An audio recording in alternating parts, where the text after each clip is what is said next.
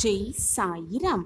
நாம் ஆவலோடு எதிர்பார்ப்பது நடக்குமா நடக்காதா என்று குழப்பத்தோடு இருப்பதை விட, இந்த நொடியை, நமக்கு கிடைத்திருக்கும் இந்த பொக்கிஷமான நொடியை அனுபவித்து வாழ்வது மட்டுமே மிகப்பெரிய இன்பத்தை தரும். ஜெய் சாயிராம். ஜெய் ஜெய் சாயிராம். நம்ம சாயன்பர்கள் எல்லாரும் எப்படி இருக்கீங்க? எல்லாரும் நல்லா இருப்போம். ஓம் சாயிராம். என் அன்பு குழந்தா, நீ எதிர்பார்ப்பது எல்லாமே உனக்கு நடக்கும். கூடிய விரைவில் அனைத்தையும் சாதிக்கத்தான் போகிறாய். என்ன செய்ய வேண்டும் என்று முடிவெடுப்பது போன்றே என்ன செய்யக்கூடாது என்று முடிவு எடுப்பதும் முக்கியம் என்பதை மனதில் தீர்க்கமாக நினைவில் வைத்துக்கொள்.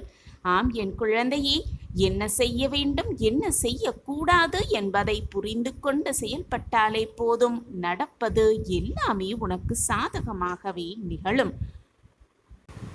என் அன்பு குழந்தா, உனக்கு தீங்கு இழைத்தவர்கள், உனக்கு கஷ்டத்தை கொடுத்தவர்கள், உனக்கு வேதனையை பரிமாறியவர்களை தண்டிக்க நீ விரும்பினால், அவர்களுக்கு தண்டனையை கொடுக்க வேண்டும் என்று நீ விரும்பினால், அவர்களுக்கு நீ கொடுக்க வேண்டிய ஒரே ஒரு தண்டனை அவருக்கு மன்னிப்பை கொடுப்பதுதான். ஆம் என் குழந்தையே, அந்த மன்னிப்பை விட அதிகபட்ச தண்டனை வேறு எதுவுமே இல்லை அவர்களுக்கு கொடுப்பவர்களுக்கு. ஒன்றை மட்டும் நினைவில் வைத்துக்கொள் என் பிள்ளையே, நீதான் சிறந்தவர் என்று உன்னை எப்பொழுதுமே நம்பு. உலகத்தில் உள்ள அனைவரிடத்திலும் நீதான் சிறந்தவர், வலிமையானவர், பிரகாசமானவர் என்பதை முதலில் நீ நம்ப கற்றுக்கொள். எத்தனை கடினமான இலக்குகளையும் சுலபமாக எட்டிவிடலாம். அந்த எண்ணம் உன் மனதில் இருந்துவிட்டால், சங்கடங்கள் வரும் பொழுது எப்பொழுதுமே தடுமாறாதே. சந்தர்ப்பங்கள் வரும் பொழுது தடமும் மாறிவிடாதே. என் அன்பு குழந்தா, பணிந்தவர்களும் எதற்கும் துணிந்தவர்களும் வாழ்வில் தோற்றதாக சரித்திரமே கிடையாது என் பிள்ளையே. எனவே மற்றவர்களிடத்தில் பணிந்து போகிறோமே என்று வருத்தமே படாதே. அதுதான் உன் வாழ்வின் வெற்றிக்கான ரகசியம் என்பதை புரிந்து கொள். சிந்திக்காத வாழ்வை என்றுமே சிகரம் தொடுவதே இல்லை. சிந்திக்காத பிரச்சனைகள் என்றுமே உன்னை சிந்திக்க வைப்பதே இல்லை. உன் முன்னேற்றத்திற்கு பெரிதும் தடை என்ன தெரியுமா? மீண்டும் ஒரு முறை பார்த்து கொள்ளலாம், மீண்டும் வரும் பொழுது பார்த்து கொள்ளலாம் என்ற உன் மனதில் வளரும் எண்ணமே. எனவே எது வந்தாலும் அதை அப்பொழுதே செய்துவிட பழகிவிடு. பிறகு பார்த்து கொள்ளலாம் என்று நீ நினைக்கும் அந்த தருணமே உன் வாழ்வில் எல்லாமே பிறகாகிவிடும். அப்பொழுது நடக்க வேண்டியது எதுவுமே நடக்காது என் பிள்ளையே. சிகரத்தை அடைவது என்று முடிவு எடுத்துவிட்டால் பலவிதமான சிரமங்களையும் கஷ்டங்களையும் தாண்டிதானே ஆக வேண்டும். அப்படி தாண்டினால்தானே உன்னால் சிகரத்தை அடைய முடியும். எனவே எது செய்ய வேண்டும் என்று முடிவு எடுத்துவிட்டால் அந்த முடிவை உடனே செயல்பட கற்றுக்கொள். உனக்குள் ஒரு விளக்கு எரிந்து கொண்டிருக்கிறது. ஆம் என் குழந்தையே, மிக மிக பிரகாசமாகவே அந்த விளக்கு எரிந்து கொண்டிருக்கிறது. அதை எப்பொழுதுமே அணையாமல் பார்த்து கொள்வது உன் கையில் தான் இருக்கிறது. ஆம் என் குழந்தையே, அது உன்னிடத்தில்தான் இருக்கிறது. சோகமாய் இருப்பதற்கு விளக்கம் கொடுப்பதை விட்டுவிட்டு, ஏன் நான் சோகமாய் இருக்கிறேன் என்று மற்றவர்களுக்கு விளக்கம் கொடுப்பதை நிறுத்திவிட்டு புன்னகையை வெளிப்படுத்த முயற்சி செய்ய கற்றுக்கொள். ஆம் என் குழந்தையே, உன்னுடைய வாழ்வை அழகாக மாற்ற வேறு ஒருவரை தேடிக்கொண்டிருக்காதே. உன்னுடைய வாழ்வில் சந்தோஷத்தை கொண்டு வர அதை எங்கோ போய் தேடி அலைந்து கொண்டே இருக்காதே. அதே போல உன்னுடைய வாழ்வில் மகிழ்ச்சியை நிரம்ப வைக்க வேறு ஒருவரை தேடிக்கொண்டே இருக்காதே. ஏனென்றால் அது உன்னிடத்தில்தான் இருக்கிறது. உன் வாழ்வை அழகாக மாற்ற உன்னால் மட்டுமே முடியும் என் பிள்ளையே. உடைந்து போன நிலையிலும் அடுத்த அடியை உன்னால் எடுத்து வைக்க முடியுமென்றால், உன்னால் அதை செய்ய முடியுமென்றால், எவராலும் உன்னை தோற்கடிக்கவே முடியாது. ஆம் என் குழந்தையே, உன்னால் அது முடியும், என்னால் அது முடியும் என்று மீண்டும் மீண்டும் உச்சரித்துக் கொண்டே இரு. முடியாது என்று நினைத்தது அத்தனையும் முடித்து காட்டும் வல்லமை என் பிள்ளையிடம் இருக்கிறது. உன்னுடைய வலிமை என்ன, உன்னுடைய மனதிடம் என்ன என்பது உன் சாயப்பாவிற்கு நன்றாகவே தெரியும். உனக்கு தோழனாக, தோழியாக, தோள் கொடுக்க, அனைத்துமாக இருக்க நான் உன் அருகில் இருக்கும் பொழுது எதற்காக வேதனைப்படுகிறாய், துன்பப்படுகிறாய்? அனைத்துமே உன் காலடியில் தான் இருக்கிறது. உனக்கானது உன்னிடம் வந்து சேரும் நேரம் நெருங்கி இருக்கிறது. நீ நினைத்தது எல்லாமே நடக்கப் போகிறது. நீ கேட்பது எல்லாமே உனக்கு கிடைக்கப் போகிறது. சாயப்பா இருக்க உனக்கு ஏன் மனக்கவலை என் பிள்ளையே? நான் உன்னை பாதுகாப்பேன். எந்த சோதனைகள் வந்தாலும், என்னதான் சூழ்நிலை உன் வாழ்வில் மாறினாலும், தலைமுறை தலைமுறையாக நான் இருந்து உன்னை ரட்சிப்பேன், காத்து அருள்வேன். என்னுடைய ஆசிர்வாதம் எப்பொழுதுமே என் பிள்ளைக்கு உண்டு. ஏனென்றால் நீ நான் தேடி கண்டுபிடித்த பொக்கிஷம்.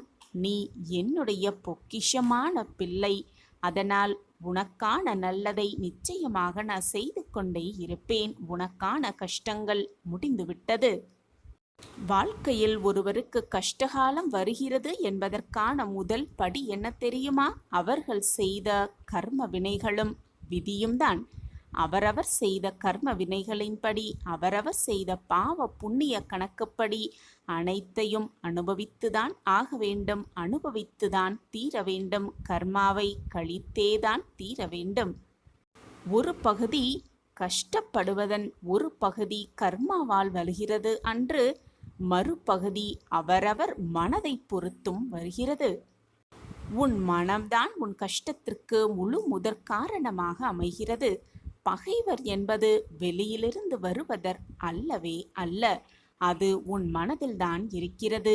மாயை, எதிர்மறையான சிந்தனை என்று உன் மனம் அதில் லயித்து விடுகிறதோ அப்பொழுதிலிருந்து உனக்கு கஷ்டகாலம் ஆரம்பமாகிறது என்பதை புரிந்து கொள்.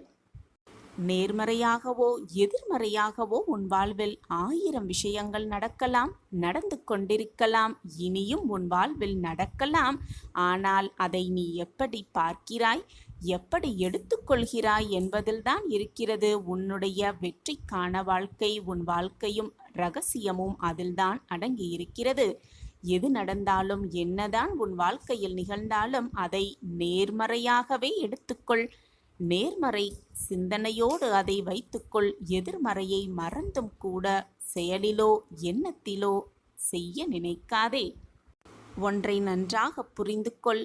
ஏதாவது தவறு செய்துவிட்டால் தவறு செய்துவிட்டோம் என்று ஒற்றுக்கொள்ள பழகிக்கொள். தவறு செய்துவிட்டோமே, அந்த தவறை திருத்தி அதிலிருந்து எப்படி மீள்வது, அந்த தவறை மீண்டும் செய்யாமல் எப்படி இருப்பது என்பதற்கான அத்தனை வழிகளையும் சிந்தித்து கொண்டே இரு.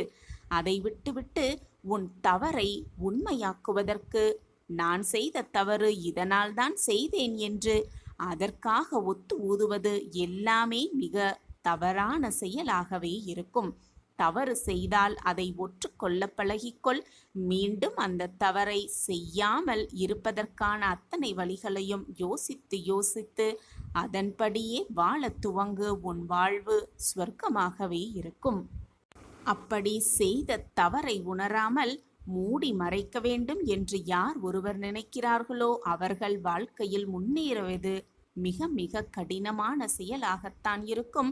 முன்னேறுவது மிக மிக கடினமே. நீ தவறு செய்துவிட்டால் அதை ஒப்புக்கொள்ளும் பொழுது உன் மனம் அந்த நிமிடம் வலிக்கத்தான் செய்யும். அந்த வலியை பொறுத்துக்கொள். நிதானமாக இருக்க பழகிக்கொள். அப்படி இருந்து பார். உன் வாழ்க்கையில் உனக்கு பிரகாசமான எதிர்காலம் உன் கண்களுக்கு தெரியும். வாழ்க்கை என்றால் என்ன என்பதை மிக தெள்ள தெளிவாக புரிந்து கொள்ளும் நேரமும் உனக்கு சாதகமாகவே அமையும். எது வந்தாலும் வருத்தப்படாதே, மனதை போட்டு குழப்பிக்கொள்ளாதே, கண்ணீர் சிந்தாதே. எது நடந்தாலும் நாம் செய்ததுதான் குற்றம் என்று உன்மேல் பழி போட்டு கொள்ளாதே. உன்னையே தாழ்வாக நினைத்து கொள்ளாதே. உன்னுடைய துன்பத்தை, கஷ்டத்தையே பெரியதாக நினைத்து கொண்டு இன்பத்தை மறந்துவிடக்கூடாது.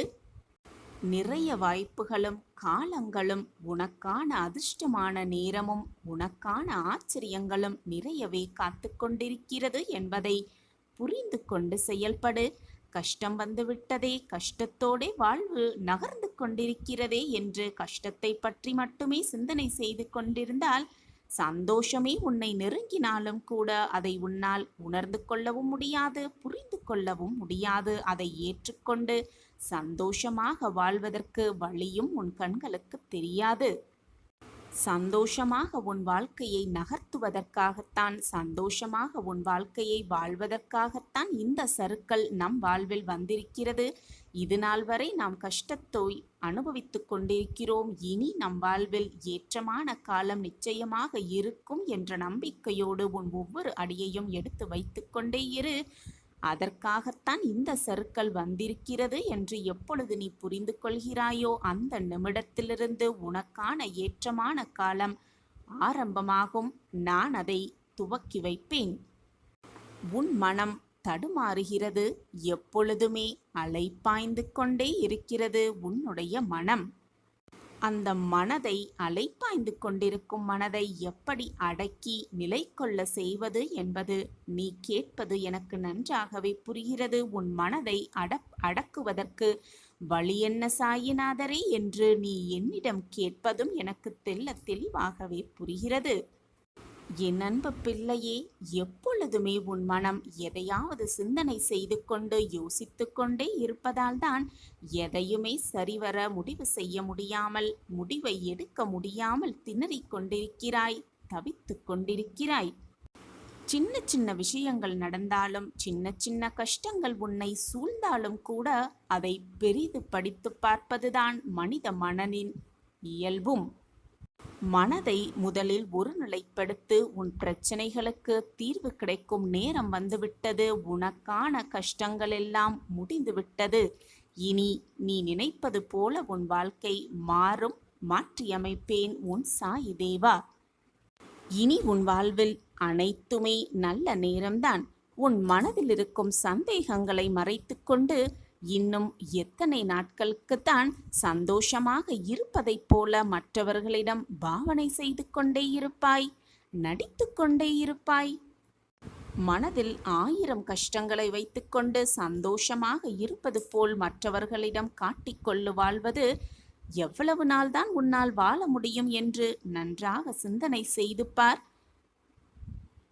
உன் மனதில் இருந்த நிம்மதியை, சந்தோஷத்தை எப்பொழுதோ நீ இழந்து விட்டாய். அமைதி, நிம்மதி என்பது உன் வார்த்தைகளில்தான் இருக்கிறதே தவிர உன் வாழ்க்கையில் அது இல்லவே இல்லை. அனைத்தையும் உன் மனதிற்குள்ளேயே பூட்டிக் கொண்டு வைப்பதால் உன்னுடைய மனநிலையோடு உன்னுடைய வாழ்க்கையும் வீணாகும் என்பது உனக்கு புரிகிறதா? அல்லது புரிந்தும் புரியாதது போல் வாழ்கிறாயா என்று உன் சாயப்பாவாகிய எனக்கும் புரியவே இல்லை. வாழ்வையே இழந்து விட்டோம் என்ற பரிதவிப்பிலேயே ஒவ்வொரு நாளையும் கழித்து கொண்டிருக்கிறாய், கழித்து கொண்டிருந்தாய். என் அன்பு பிள்ளையே, இனி உன் வாழ்வில் அப்படி ஒரு கஷ்டம் நீ அடைய வேண்டிய அவசியமே இல்லை. ஏனென்றால் உன் கஷ்டகாலமெல்லாம் ஒரு முடிவுக்கு வந்துவிட்டது. முடிவை நான் எழுதிவிட்டேன். இனி உன் வாழ்வில் நீ நினைத்ததில் எல்லாமே நடக்கும். நீ நினைத்த மாதிரியே உன் வாழ்வு மாறுவதற்கு நான் அனைத்து முயற்சிகளையும் நான் செய்துவிட்டேன். உனக்கான என் திட்டத்தை நான் தீட்டிவிட்டேன். உனக்கான காலத்தை வகுப்பவனே நான் தான். உன் இழப்பு அனைத்தையும் நான் அறிவேன். உன்னை ஆட்டி படைக்கும் மிகப்பெரிய பிரச்சனை ஒரு முடிவுக்கு வந்துவிடப்போகிறது. நான் அதை மாற்றியமைப்பேன். எப்பொழுது என்னிடம் அதிகமாக நெருக்கம் கொள்கிறாயோ அப்பொழுது உன்னுடைய நியாயமான ஆசைகள் எல்லாமே நிறைவேறும். நிலை மாறிவிடாது, வாழ்வும் மாறிவிடாது. நீ நினைத்தது எல்லாமே உனக்கு நிறைவேறும்.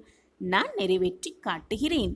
சாயப்பா இருக்க உனக்கு ஏன் மனக்கவலை? உன் மனம் இனி கலங்காது என் பிள்ளையே. உன் மனம் போல் உன் வாழ்வும் வெற்றியும் சந்தோஷமும் ஆனந்தமும் மகிழ்ச்சியும் என்றென்றும் நிறைந்து கொண்டே இருக்கும். நான் அதை நிறைத்து கொண்டே இருப்பேன். நான் இருக்கிறேன், எதற்குமே கலங்காதே, நான் உன்னை கைவிட மாட்டேன். இந்த உலகில் சிலர் எப்பொழுதும் மற்றவர்களை காயப்படுத்துவதையே வேலையாக கொண்டிருப்பார்கள்.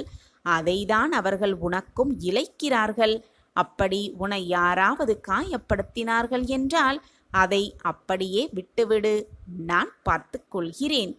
ஒரு பொழுதும் நான் உன்னை கைவிட்ட மாட்டேன். எது உன்னை துன்புறுத்தினாலும் கவலைப்படாமல் இரு. எது வந்தாலும் எதிர்த்து நின்று போராடு. எதுவும் என்னை மீறி நடக்காது என்பதை தீர்க்கமாக நம்பு. ஒரு நாளும் எடுக்க நினைத்த முயற்சியிலிருந்து விடுபட நினைக்காதே. முழுவதுமாக அதில் ஈடுபடு. எதற்காகவும் எந்தவிதமான சூழ்நிலையிலும் கவலைப்படாமல் இரு. உன்னை இந்த அற்புதமான அழகான உலகத்திற்கு அருமையப்படுத்தியவன் நான் தானே.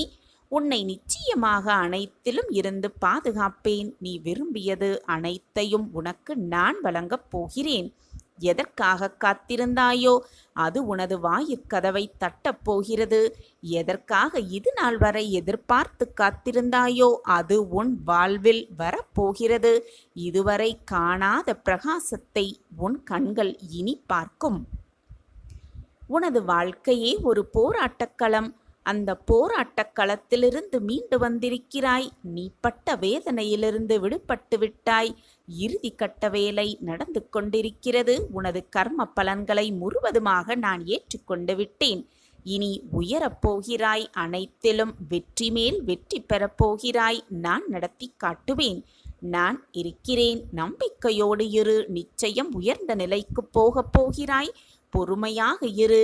இது நான் உனக்கு கொடுக்கும் சத்திய வாக்குதான். நான் எப்பொழுதுமே உனக்கு நிழலாக உனக்காக நீ செல்லும் இடமெல்லாம் இருந்து கொண்டே இருப்பேன். நான் இருக்கிறேன். உன்னை விட்டு நான் விலகுவேன் என்று எப்படி நீ நினைக்கலாம்? காரணமில்லாமல் உன் அப்பா உன் கண்களுக்கு தெரிந்திருக்க மாட்டேன். இன்று காட்சி கொடுத்திருக்கிறேன். ஏதோ ஒரு காரணத்திற்காகத்தான் உன் கண்களுக்கு உன் அப்பா பட்டிருக்கிறேன் என்பது புரிகிறதா? அதை உணர்ந்து கொள்ளும் நேரமும் உனக்கு நெருங்கி வரப்போகிறது. நம்பிக்கையோடு காத்திரு.